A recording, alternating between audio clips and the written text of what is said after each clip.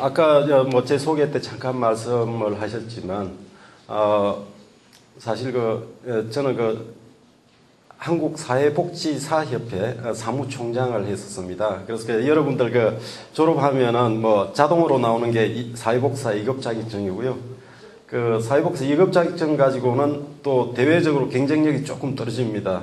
사회복지사 1급 자격증은 꼭 따시면 좋겠는데, 우리 이 서비스 관리원의 보육 서비스 국장이 있습니다. 보건복지부의 민간복지과 과장을 역임하신 분인데, 그분도 뒤에 복지부에 있으면서 대학원에서 사회복지를 전공했죠. 올해 나이가 58인데 이번에 국가시험 사회복지사 1급 자격증 시험 본다고 열심히 공부하고 있거든요. 여기 보니까 우리 만학도 분들도 계시는데 결코 늦지 않습니다. 여러분들 꼭 사회복지사 1급 자격증을 따셔서 상당히 좀 경쟁력 있는 그런 사회복지사 되셨으면 하고 잠깐 좀 서두에 말씀드렸고요.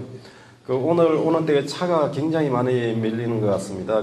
아마 단풍철이라 아직 단풍철이 끝나지 않은 것 같아요. 아마 차가 많이 막히던데, 그런 이 좋은 날씨에 또 여러분들 뵙게 돼서 반갑고, 또 그런 좋은 날씨에 또 놀러 안 가시고 이렇게 공부하러 오신 여러분들께 정말 성심성의껏 제가 아까 아까 전 말씀대로 후회하지 않는 그런 시간이 되도록 해보겠습니다. 우선 제가 한국사회서비스 관리원 원장인데요. 사회서비스라고 그러면 굉장히 생소하실 겁니다. 그래서 이 사회서비스 특히 저희는 전자바우처 사업을 하는 총괄하는 기관인데요. 이따 좀 말씀드리기로 하고, 우리나라에 최근에 큰 사회복지계 큰 변화가 일어나고 있습니다.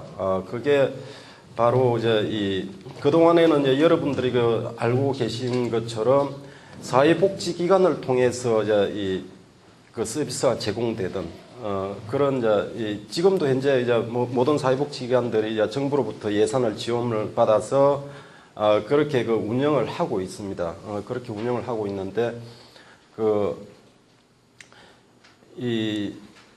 그러니까 10년 전 2009년 10월 달에 국민기초생활보장법이 시행이 됐죠. 그게 아마 우리나라 사회복지계 역사에서 큰 변화를 가져온 그런 중대한 사건이라고 저희가 볼 수 있습니다. 이전에는 생활보호법이라고 그래서 소위 우리 서비스 대상자들을 생활보호 대상자라고 했습니다. 그래서 국가가 보호해줘야 된다. 그래서 생활보호 대상자 또는 수혜자 이런 이야기를 했었는데, 수혜자로서 단순히 피동적인 이 정부의 수혜를 받는 그런 이 대상자 계층에서 하나의 국민의 어떤 권리로서, 그러니까 당연히 정부로부터 보호를 받아야 되는 하나의 국민의 권리로서의 어떤 수거권을 인정하는 게 국민기초생활보장법입니다. 그래서 그게 큰 변화였다면 또 10년 후에 지금 또 큰 변화가 일어나고 있습니다. 그게 이전에 정부가 사회복지기관에다가 예산을 줘서 사회복지기관들이 사회복지 서비스를 생산해서 지역 주민들에게 제공하는, 그리고 소위 공급자 중심 방식, 사회복지기관 중심 방식에서 또 하나 이 변화를 일으키는 게 바로 바우처 제도입니다. 이거는 국민들에게 수요자 중심의 이용권을 국민들의 권리로 주는 것입니다. 그래서 일반적으로 들어가면서 차차 말씀을 드리겠지만, 여러분들이 사회 서비스 이러면은 굉장히 좀 생소하실 텐데요. 사회 서비스는 보통 지금 현재도 좀 이 학계에서도 좀 정리가 안 돼 있는 용어이기도 합니다. 그래서 사회복지 서비스 또 사회 서비스 이렇게 혼용해서 쓰는 분들도 계시는데, 지금 현재 우리가 그 정부에서 그 입법 발의해 놓은 게 있습니다. 그 사회 서비스 이용 및 이용권에 관한 법률로 이제 입법 발의했는데 지금 현재 법안 심사 소위에서 이제 계류 중에 있습니다. 이 법에 보면은 사회 서비스를 좀 포괄적으로 이렇게 보고 있습니다. 사회 복지 서비스 플러스 보건의료 서비스, 그리고 이제 그 외에 이제 보육 서비스까지 좀 포괄적인 개념으로 쓰고 있는 게 이제 사회 서비스다. 그렇게 보시면 될 것 같고요.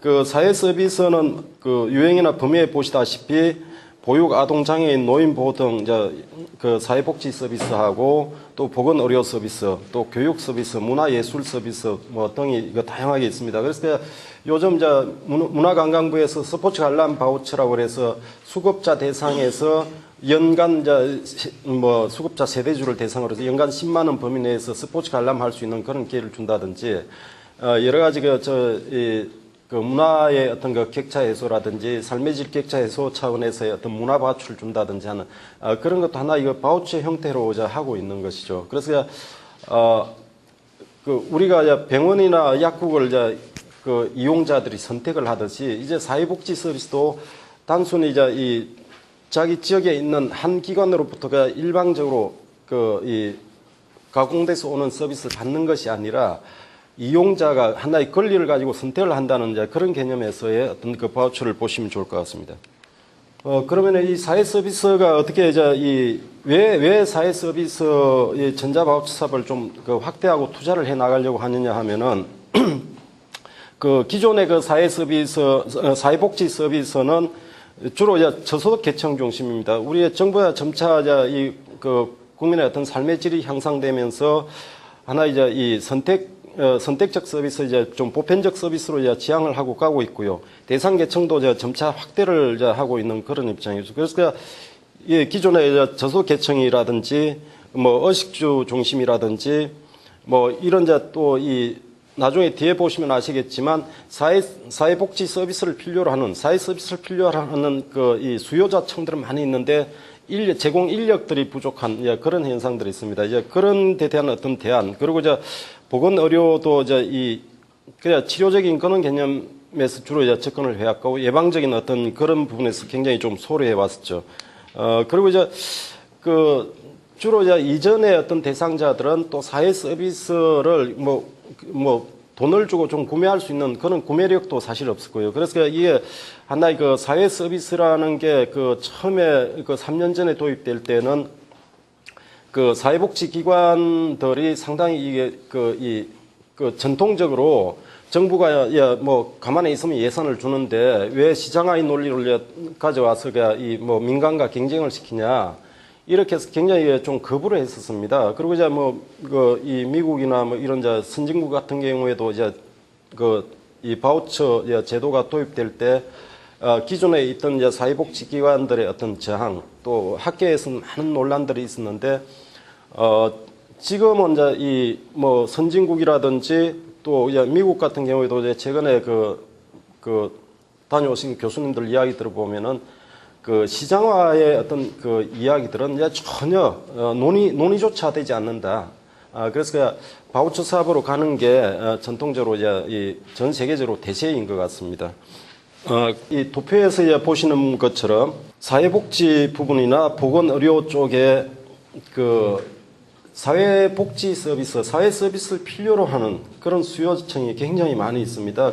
그럼에도 불구하고 우리가 거기에 적절하게 대응할 수 있는 인력이 전혀 준비가 안 돼 있죠. 그래서 특히 이 사회 서비스 부분 같은 경우에 뭐 노인 요양이나 돌봄이나 이런 부분 같은 경우에도 이 사회복사들과 좀 차별화된 어떤 돌봄 인력들이 굉장히 필요한 차원인데 그런 데 대한 어떤 인력 부족 뭐 이런 거에서 전체적으로 이제 정부가 좀 사회 서비스의 어떤 시장화와 또 사회 서비스의 어떤 이 인력 확보를 위해서 2006년도에 기획예산처에서 사회 서비스 추진 향상단을 만들어 가지고 이 연구조사 작업들을 시작을 하게 됩니다. 그래서 우리나라가 그 2007년 9월부터 그 사회 서비스 제도, 전자 바우처 제도가 이제 도입이 되게 되죠.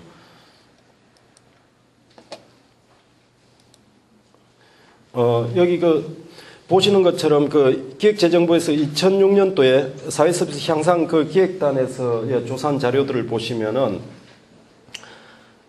이 덴마크나 스웨덴이나 노르웨이 이런 선진국들하고 캐나다, 미국 뭐 이런 지역들은 상당히 바우처 제도를 일찍 도입을 했습니다. 지금도 이제 종이 바우처는 우리보다 훨씬 더 많이 발달했죠. 그래서 종이 바우처 같은 경우에는 이제 바우처권을 주면은 우리가 상품권하고 똑같지 않아요? 그래서 그걸 가지고 와서 이 돌봄 서비스에 장애인 이동 지원 서비스에 써야 될 바우처를 술로 바꿔 먹는다든지 이런 부작용들이 있는데, 우리나라는 그런 걸 보완해서 처음에 바우처 제도를 시작하면서 바로 IT 강국이니까 전자 형태로 바로 가고 있습니다. 그래서 전자 바우처를 하고 있고요. 이렇게 아까 도표에서 보시는 것처럼 국민 소득이 높을수록 사회 서비스의 어떤 고용 비중이 훨씬 더 증가하고 있다고 볼 수가 있습니다. 그럼 이 사회 서비스의 어떤 정책 목표는 뭐냐? 처음은 이게 사회 서비스는 하나에 보면은 이 두 마리 토끼를 동시에 잡는다고 보시면 되겠습니다.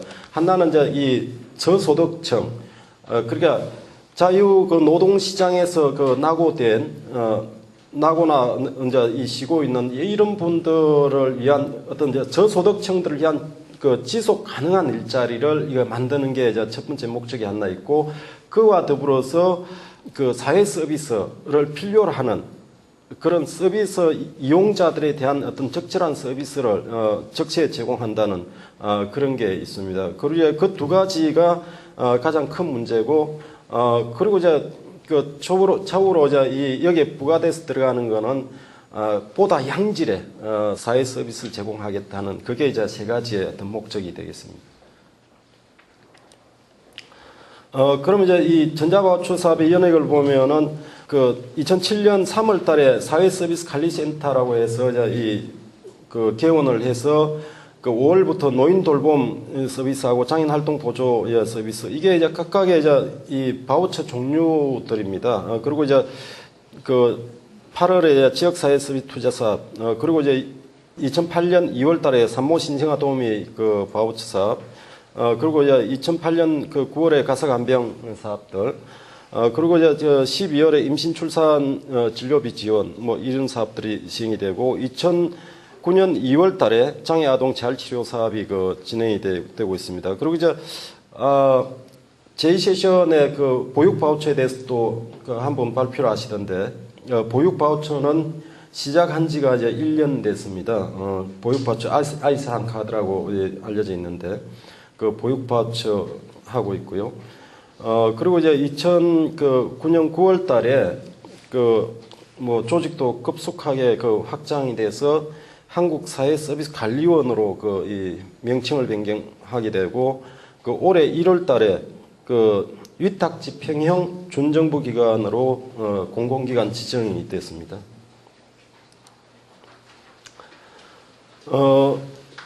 왜 이 전자바우처 사업을 선진국들이 선호하느냐, 이렇게 보시면 될 것 같습니다. 아까 제가 서두에 말씀드린 것처럼 공급자 중심, 기관 중심의 어떤 사회 서비스를 제공을 하게 되면 이게 이용자 입장에서, 수급자 입장에서는 당연히 국민으로서의 어떤 누려야 될 어떤 권리나 혜택을 받는 것인데도 불구하고, 기관에서 서비스 제공하면 괜히 빚지는 것 같고 미안한 느낌들을 많이 가지고 있습니다. 그리고 서비스 제공기관이 서비스를 잘못 주더라도 크게 항의하거나 불만을 표시할 수가 없죠. 그런 측면에서 수요자 중심의 어떤 이용권으로 국민들에게 이 권리로 주어지는 부분들은 내가 서비스가 마땅하지 않으면 다른 데로 나에게 양질의 서비스를 제공하는 기관을 찾아가서 요청을 하는 것이죠. 그만큼 이 서비스 제공 기관들 간에도 어떤 경쟁 상태, 자유 경쟁 상태가 되기 때문에 훨씬 더 서비스의 어떤 이 질이 국민들이 소위 체감도 높은 서비스를 받을 수 있는 그런 이 구조를 가지고 있습니다. 그래서 이게 지금 현재 뭐 저는 소위 좀 그런 이야기를 합니다. 이전 앞으로는 사회복지 전달 체계에서 있어서의 이거 전자 바우처는 대세다. 그만큼 이제 그 패러다임이 좀 확 전환이 되고 바뀌고 있는 중요한 어떤 그 시기에 와 있다, 이렇게 보시면 될 것 같습니다. 그리고 이제 이 두 번째는 그 효율성 문제인데, 지역 사회 단위로 그 지역 복지관들이 여러 개소가 있을 경우에 서로 정보 공유가 안 됩니다. 서로 정보 공유도 안 되고, 또 이제 이 사회복지기관들은 그 물리적으로 또 그 지리적인 환경적으로 이제 이 자기들만의 어떤 지역 바운드리가 있어서 서로 이제 이 여러 기관이 있을 경우에도 이 서로 정보 공유도 안 되고 경쟁 관계에 있다 보니까 서로 뭐 서비스를 이제 뭐 중복적으로 주거나 뭐 이런 경우도 있고요. 또 이제 그 아예 뭐 그 서비스 제공 기관이 없는 데는 아예 사각지대로 남거나 이런 경우도 허다하거든요. 그래서 그 사회 서비스의 어떤 그 이 중복성과 또 이제 그 사각지대, 그러니까 발생할 수 있는 게 이제 기관 중심의 이제 서비스죠. 근데 이제 여기 그 전자 바우처로 이제 가면은 우선 이제 정부가 전체 그 서비스 이제 바우처 종류별로 서비스 대상자를 정합니다. 대상의 어떤 범위를 정해서 그걸 국가 전산망에서 리스트를 전부 다 출력하면은 현황이 나오거든요. 거기에 따라서 중앙정부가 전체 대상자의 어떤 서비스의 총 이 수가 계산해서 70%를 각 그 시도를 배정을 해줍니다. 그러면 이제 그 각 시도가 30%를 매칭해서 그 자기 관할 지역의 시군구에다가 다 배치를 해주거든요. 그러면 그 예산, 그 전자바우처에 소요되는 예산을 우리 그 한국사회서비스관리원의 예탁금 계좌로 이렇게 입금을 하게 됩니다. 그러면 저희가 리스트가 있으니까 이제 그걸 보고 각 지역에서 이용자들이 그 바우처를 이용하면은 그게 이제 전자결제 시스템으로 다 이제 이루어지기 때문에 실시간으로 우리가 화면을 볼 수 있습니다. 그리고 이제 복지부에 가면은 뭐 보육 바우처나 또 사회서비스 바우처나 보면은 이 대형 그 모니터 화면에다가 실시간으로 그 지역별로 또 바우처 종류별로 이렇게 그 금액과 인원수가 집계되는 걸 볼 수가 있는데, 저희 관리원에서도 이제 그렇게 하고 있습니다. 그래서 그만큼 이제 그렇게 대상자를 뽑아서 서비스를 제공을 하다 보니까 서비스 중복성도 없고 또 사각지대도 생길 수가 없습니다. 그리고 이제 이 바우처를 본인이 이제 신청을 하기 때문에 본인이 서비스에 어떤 받을 수 있는 권리가 있다는 걸 당연히 이제 알게 되는 거죠. 그런 측면에서의 어떤 이 효율성이 굉장히 높다. 그리고 이제 그 예산 집행의 이제 투명성인데, 이거는 이제 바우처는 정확한 대상에게 정확한 서비스가 전달되는 걸 실시간으로 볼 수가 있습니다. 그런데 이제 그 이전 방식 그 사회복지기관에 이제 사업비를 배정을 해줘서 사회복지기관에 거기 서비스를 생산하고 제공하는 그 과정에서는 실제 그 정부가 믿고 예산을 배정을 해주지만 그게 어떻게 또 구체적으로 어떤 대상에게 얼마만큼 쓰였는지를 뭐 분기 결산 보고 받아봐야 하는데 분기 결산 보고 받아도 구체적으로 이걸 확인할 길이 없습니다.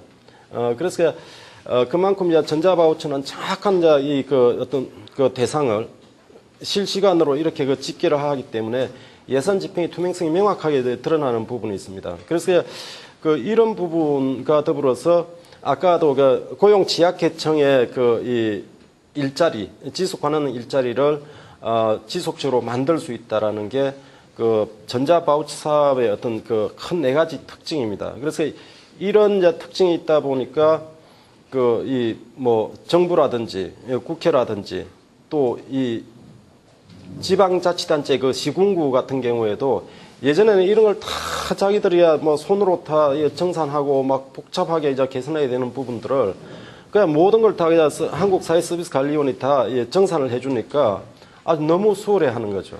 그래서 굉장히 선호하고 또 이제 특히나 이제 이 서비스를 사회복지 서비스를 이용하는 국민들 입장에서 볼 때 정말 예전하고 너무 달라졌다라는 것이죠. 그래서 우리가 그 만족도 조사를 해보면 한 80% 90% 이상 그 만족도가 나옵니다. 그래서 이런 측면에서 전자의 바우처 사업의 어떤 예산이 점차 그 확대를 되고 있고 급속한 어떤 수준으로 올라가고 있습니다. 근데 이제 자그마치 이제 지금 현재 저희가 전자바우 그 사회서비스 관리원을 통해서 이제 그 지불 정산되는 그 예산만 3조 5천억 원입니다. 예, 그래서 그 보육 바우처가 굉장히 규모가 큽니다. 보육 바우처가 한 2조 9천억, 올해 기준으로요. 2조 9천억 정도 되고, 그 사회 서비스가 한 그 6천억 정도 이제 그렇게 되고 있는데요.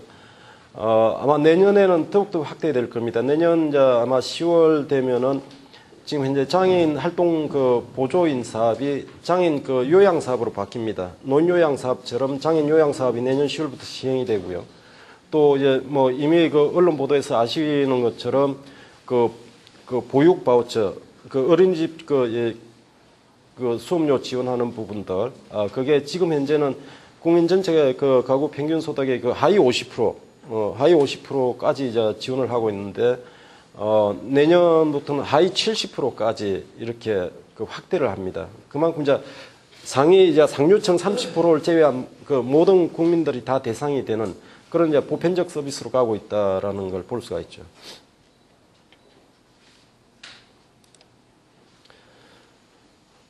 예, 우리가 서비스 관리원 아까 제가 잠깐 이제 말씀을 드렸는데, 저희는 이제 그 지속적인 세계 재고 전자바우처 관리 기관으로 이제 비전을 정하고 있는데요. 사실 이 세계적으로 봐도 이제 전자바우처 규모를 지금 현재 한국처럼 이렇게 크게 하는 데는 없습니다. 그래서 이 부분은 우리가 굉장히 좀 앞서가는 부분이라고 볼 수가 있겠습니다. 서비스 관리원은 크게 아까 3조 9천억, 3조 5천억 원에 대한 어떤 이 지불 정산, 시군구별로 다 나누어서 또 바우처 종류별로 해서 다 분류해서 지불 정산해주는 부분들이 있고, 또 서비스의 어떤 품질 관리, 요즘 사회복지기관들 평가들 많이 하는데, 사회 서비스도 이제 품질 평가를 통해서 서비스 제공기관들이 제대로 된 서비스를 국민들에게 제공을 하고 있는지 이런 부분들을 항상 모니터링하고 있고요.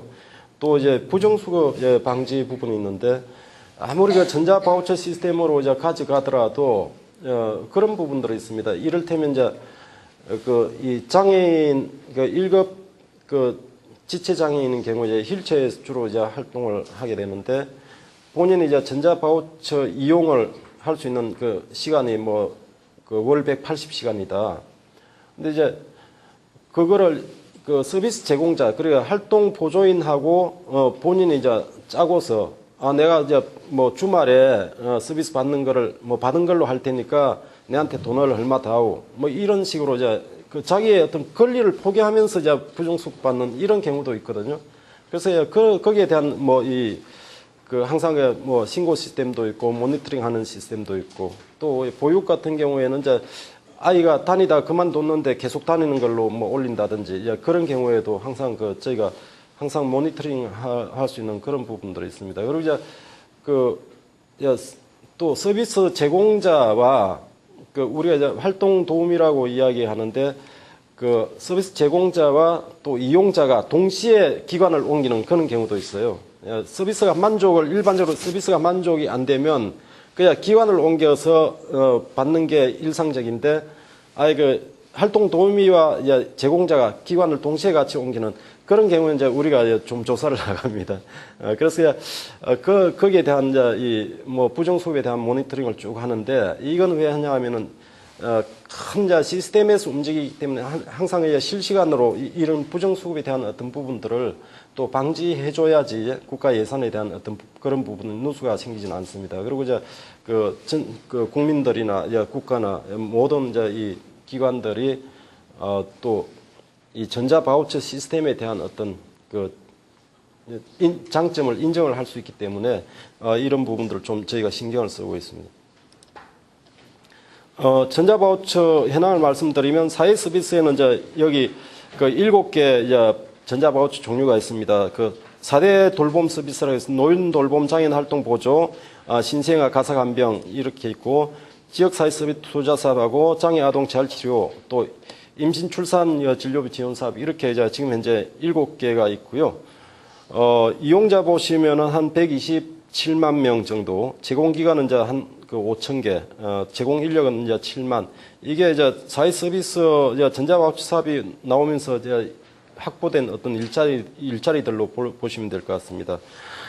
그리고 이제 보육 바우처 쪽을 보면은 약 그 120만 명의 그 어린이들이 이용을 하고 있고, 어린이집은 지금 3만 5천 개, 지금 그 이게 급속하게 어린이집이 불어나고 있습니다. 어린이집도. 그래서 지금은 이제 한 3만 7천 개 정도 있고, 여기 이제 보육교사들 있죠. 여기 종사자들은 보육교사들이 한 20만 명 정도 있습니다.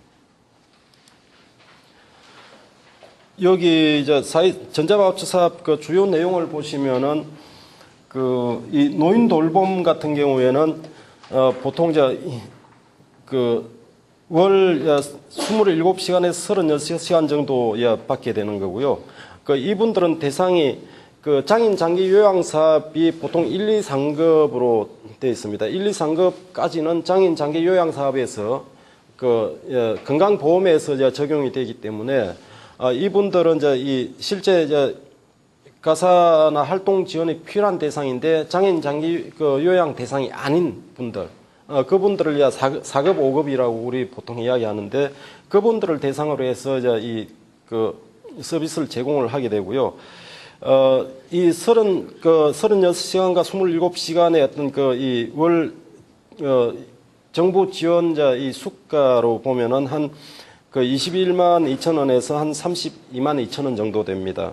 그런데 여기는 본인 부담 부분에서는 수급자나 차상위 계층들은 이제 무료고요. 그 외에는 이제 소득 수준에 따라서 본인 부담금이 조금 있습니다.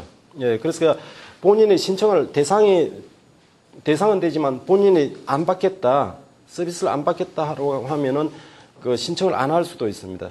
그런데 이제 대부분의 신청을 다 하시죠. 예. 그리고 이제 여기 보시면은 이제 사회복지기관의 참여 개수를 보면 대부분 이제 노인복지관이나 종합사회복지관이나 이런 또 장애인복지관도 있습니다. 이런 기관들이 참여를 하고 있고, 지금 현재 994개 기관들이 있고, 인력은 한 8,800명 정도 그렇게 가고 있습니다. 그리고 이쪽에 이제 노인 돌봄이 한 754억 정도 이렇게 이제 예산이 지금 집행이 되고 있습니다. 그 다음에 장애인 활동 보조인데, 장애인 활동 보조는 장애인들의 일상생활 보조나 활동 지원을 해주고 있고요. 1급 중증 장애인을 대상으로 하고 있습니다. 이것도 정부 지원금 이제 수가로 보면은 이렇게 25만 원에서 한 144만 원 정도에 이제 나오지만, 여기도 이 수급자들은 다 무료입니다. 무료고, 소득 수준에 따라서, 그 가구의 어떤 소득 수준에 따라서 제공을 하고 있고요. 그리고 산모 신생아 도움인데, 이거는 이제 전체 가구 평균 소득 50% 이하는 다 대상이 됩니다. 그래서 이거는 산모 신생아 도우미는 12일에서 24일간 이렇게 가정에 가서 재택 서비스를 제공을 하게 되는 것이고요. 보시는 것처럼 부담금이나 이런 부분들은 참고해 보시기 바랍니다. 그리고 지역사회 서비스 투자 사업은 지자체에서 자기 지역에 맞는 어떤 특수 사업들을 사회 서비스 바우처 사업으로 개발하는 것입니다. 그래서 사업별로 좀 다양합니다. 이 지원 기준이나 이런 거는 다 다 다양하게 있고요. 그 다음에 이제 가사간병 사업인데, 가사간병 사업은 가사간병 지원 서비스가 필요한 그런 지약 계층으로 하고 있는데, 여기는 이제 차상위하고 수급자층을 대상으로 하고 있습니다. 그래서 월별로 지원하는 부분들은 보시는 바와 같고요. 그리고 이제 장애 아동 재활 치료인데, 장애 아동의 미술 치료, 언어 치료, 또 이 심리 치료, 각종 장애 아동 재활 치료에 대한 상담 등 다양하게 내용들이 있습니다. 그래서 여기는 월 이 8회 정도 이용을 할 수 있도록 하고 있고요. 그리고 임신 출산 진료비 지원 사업인데 이거는 이제 임신을 하게 되면 그러니까 이 보험 처리가 안 되는 부분이 있습니다. 본인 부담금 부분에서 뭐 초음파 감사라든지 이런 이제 본인 부담금 부분에 대해서 보험 처리가 안 되는 본인 부담금을 30만 원까지 지원을 해주고 있는 그런 바우처라고 보시면 되겠습니다. 전자바우처 사업 현황을 보시면은 지금 현재 2007년에 이제 3개 시작해서 2009년에 이제 7개까지 지금 현재 확대되어 있고요. 보육 전자바우처는 보시면은 이용자 수가 급격하게 이제 좀 늘어나고 있는데 이거는 이제 대상자층을 확대해주는 좀 더 이제 소득 수준이 높은 단계까지 확대해주기 때문에 이렇게 이제 급속하게 불어나는 거라고 보시면 되겠습니다. 여기 보시면은 예산 증가도 급속하게 이제 급격하게 이제 일어나는 것을 알 수가 있죠. 그래서 아까 뭐 제가 전자에 조금 말씀드린 거하고 좀 중복되는 부분이 없지 않아 있는데 전자바우처 사업의 주요 성과들을 보면은 이용자 중심의 어떤 이 선택권으로 해서 소비자의 어떤 주권을 강화했다는 측면이 있고 또 지역고용 계층에게 일자리를 제공을 하고 있습니다. 그리고 이제 사회 서비스의 어떤 새로운 어떤 신규 시장을 창출하면서 어떤 경제 활성화에 또 기여를 하고 있는 부분들이 있고요. 그리고 아까 이제 말씀드린 것처럼 뭐 사각지대나 중복 지원을 없애면서 투명성과 효율성을 제고하고 있습니다. 지금 이제 이 사회 서비스 사업, 전자바우처 사업의 어떤 발전 방향을 보면은 전자바우처 사업을 계속 정부가 확대를 해 나가고 있는데요. 뭐 아이 돌보미는 이제 지금 여성부에서 추진을 하고 있는 부분이고요. 장애인 활동 지원, 뭐 건강 관리 서비스, 뭐 또 건강 건강 검진 뭐 이런 부분까지도 예방 측면에서 다 확대를 점차 해 나갈 계획이고요. 좀 보편적인 어떤 사회 서비스를 제공하는 방향으로 정부가 가고 있습니다. 예전에는 이제 뭐 수급자다, 차상이다 해서 굉장히 제한적으로 선택적으로 서비스를 제공했는데 점차 이제 보편적 서비스를 제공하는 방향으로 정책을 추진 중에 있고 또 이 어떤 소득 수준에 따라서 차등 지원을 해서 이 저소득층과 또 이 중류층과의 어떤 차별적인 어떤 그런 이제 제도를 지향을 하고 있습니다. 그리고 이제 고급형 사회 서비스를 육성을 하고자 하는 부분인데 지금 현재 지역계층 중심의 어떤 이 서비스를 하고 있다 보니까 굉장히 좀 단순화된 어떤 삶의 질 향상보다는 기본적인 어떤 일상생활이나 어떤 삶의 질 향상보다는 어떤 기본적인 서비스 제공에 지금 현재는 머무러져 있지만 앞으로는 점차 더 삶의 질, 아까 뭐 문화 바우처라든지 뭐 스포츠 관람 바우처라든지 이런 것처럼 보다 더 전체 국민들의 삶의 질을 향상시켜 나갈 수 있고 실질적으로 정부의 어떤 체감도 높은 그런 서비스를 제공받을 수 있도록 이렇게 하고 있습니다. 그리고 이제 새로운 사회 서비스 분야나 금연 비만 뭐 이런 부분들도 지금 현재 지역 투자형 사업에서는 많이들 하고 있거든요. 그래서 그런 부분에서 나중에 뒤에 보시면은 이제 저희가 사회 서비스 선도 사업을 하면서 좀 더 지역 사회 내에서 정말 이제 주민들의 욕구가 반영이 된 그런 이제 선도적인 프로그램들을 실시를 했는데 그 중에서도 그냥 한 10가지를 뽑아가지고 중점적으로 이제 이 정부가 내년부터 또 육성할 그런 사업들이 있습니다. 나중에 이거 뒤에 설명을 좀 드리겠고요. 그리고 이제 지금 아까 보셨다시피 뭐 보육 어린이집이 전국에 37,000개 정도 되고 지금 이제 사회 서비스 쪽에 이제 참여하는 기관들이 한 5,000개 정도 되는데요. 이 기관들이 보다 더 좀 역량 강화될 수 있도록 하는 그런 부분에서 그 제공기관을 육성하는 이런 사업들도 좀 많이 하고 있습니다. 그래서 뭐 우수기관 인정 제도라든지 또 사회 서비스 뭐 산업 대상을 시상식을 한다든지 이렇게 해서 서비스 제공을 정말 잘하는 그런 기관들은 인센티브를 주고 육성해 주는 그런 정책들을 펴고 있고요. 또 이제 여러 가지 뭐 경영 뭐 컨설팅이라든지 서비스 품질 평가라든지 이런 부분들도 같이 매칭해서 하고 있습니다.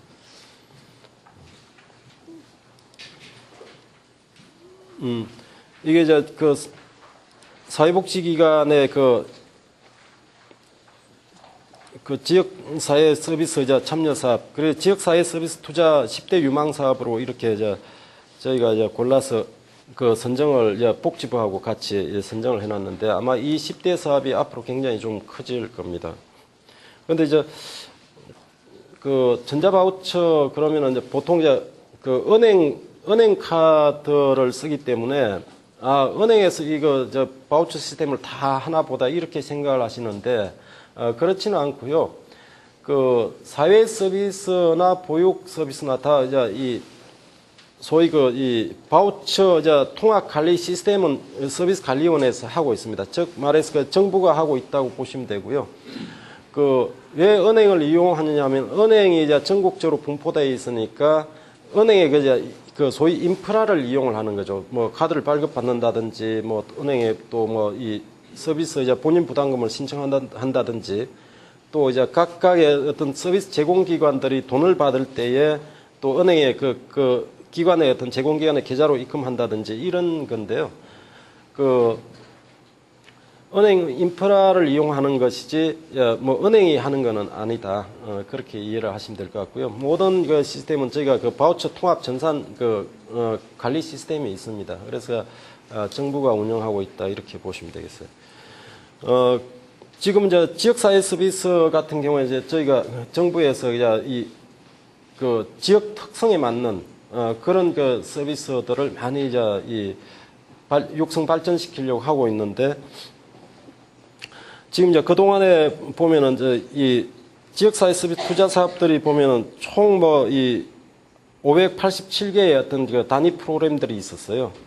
그 중에서 그 아동 인지 능력 향상 서비스는 주로 이 독서 지도 도우미가 그 가정이 파견돼서 여러 가지 아이들 독서 지도하는 그건데요.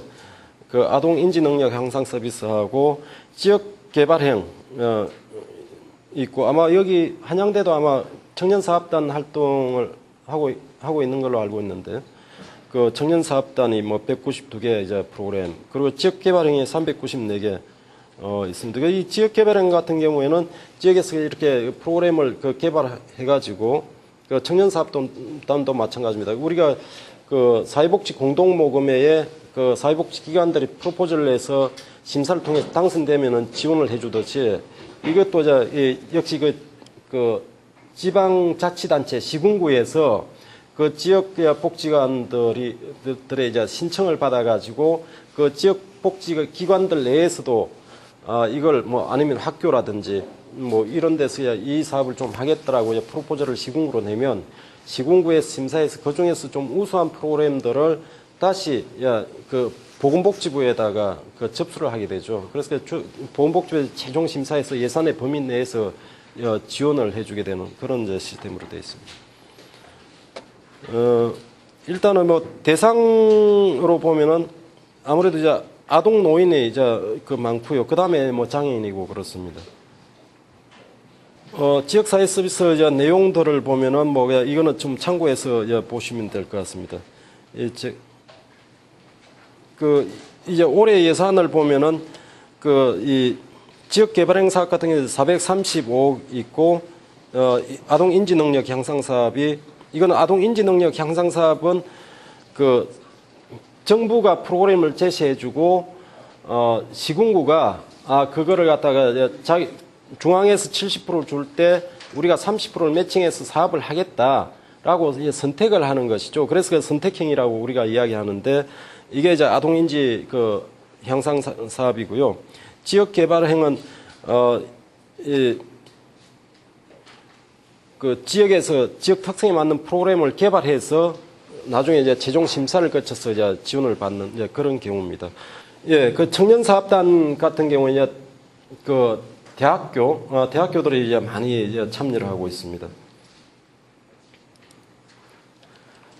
그리고 이제 여기 이제 10대 유망 서비스, 이 부분은 이제 그동안에 굉장히 많은 그 프로그램들을 실시하고, 그러면서 이제 최종적으로 이제 선정이 된 앞으로 2010년 이후에 잠재 수요 굉장히 큰 사업 영역이 뭐냐. 이렇게 해서 보건복지부가 뽑은 부분인데요. 아동 발달 지원하고 아동 정서 발달 지원, 문제 행동 아동 조기 개입, 또 인터넷 게임 중독 아동 치료, 그리고 맞춤형 운동 처방 서비스, 장애인들을 위한 돌봄 여행 서비스, 장애인 또 보조기구 렌탈 서비스, 그리고 시각장애인 안마 서비스, 그리고 방과 후 돌봄 서비스, 정신건강 케어 서비스, 이렇게 이제 10대 사업이 되겠습니다. 우선 이 10대 사업을 좀 설명드리기 전에 아까 학과장님께서 말씀을 하셨는데, 정말 사회복지는 우리 보통 이제 현장의 학문이다 이렇게 많이 합니다. 많이 이야기들 하거든요. 그래서 굉장히 현장이 많이 강조되고 있습니다. 그리고 이제 저희가 사회복지기관에서 많은 이제 이 사람들을 이제 직원들을 채용을 하게 되는데, 대체로 이제 자원봉사 활동을 한 경험이 있냐 없냐 이런 게 굉장히 직원들 채용할 때 굉장히 중요한 요소들이 되고, 또 이제 실습 기간을 어디서 실습을 했느냐, 사회복지 분야가 굉장히 많지 않습니까? 노인, 아동, 장애인 크게 이제 대상별 분류에도 굉장히 많고, 또 아동 내에서도 생활시설이다, 이용시설이다, 아동 지역 아동 센터다 등등 굉장히 이 기관의 어떤 이 유형들이 많거든요. 그런데 내가 이 시종일관 어떤 분야에 지속적으로 관심을 가지고 공부를 해왔느냐, 그리고 이제 자원봉사활동뿐만 아니라 그 관련된 아동이면 아동 관련된 학회나 세미나나 무슨 이런 사회복지기관의 어떤 행사들, 교육들 이런 것도 상당히 많이 보고 있습니다. 그래서 여러분들이 사회복지를 하시고자 해서 또 공부를 하시기 때문에 자기들의 스펙을 점차 만들어 가시는 게 굉장히 중요합니다. 그래서